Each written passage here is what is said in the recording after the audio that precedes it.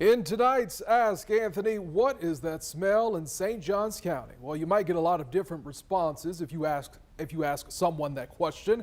A viewer named Kathleen emailed me about one particularly pungent odor. And after doing some research, I discovered she's not the only person who smells something in the air, and I know exactly where it's coming from. Kathleen, who asked that we not use her last name for privacy reasons, lives in a neighborhood in northern St. Johns County off of Longleaf Pine Parkway. I emailed you because of the horrific smell that we get around here.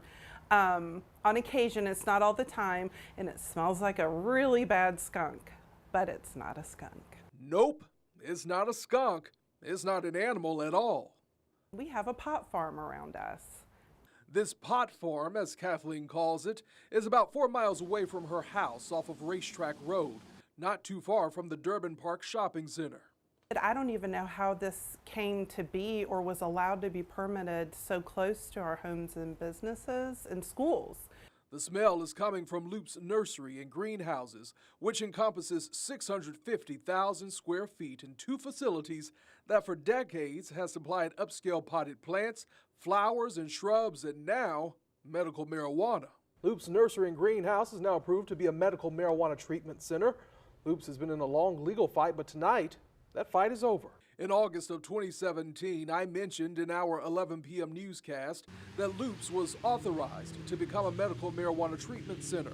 According to our prior reporting, the nursery had been in a legal battle for about 2 years with the Florida Department of Health to grow Charlotte's Web, a strain of marijuana that's used to help treat seizures in children with epilepsy and patients with severe muscle spasms or cancer. If you want to grow marijuana, that's fine, but maybe do it somewhere where it's not so close to businesses and schools and where people live and work and play. I did discover, according to state law, a medical marijuana treatment center can't be located within 500 feet of a school.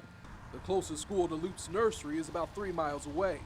Kathleen says even with that distance, if the wind blows a certain way, she can smell the marijuana plants in her child's school.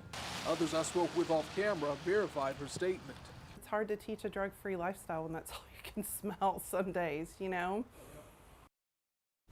So what about the smell? I received this response from Loop's Nursery and Greenhouses. It says, we have completed odor control on one of the greenhouses and we're in the process of adding it to our other 4 houses. So no timeline was given on when that will be complete. And I couldn't find any state rules about odor control for certified marijuana growers, but it is asked during the application process if a mitigation system will be used.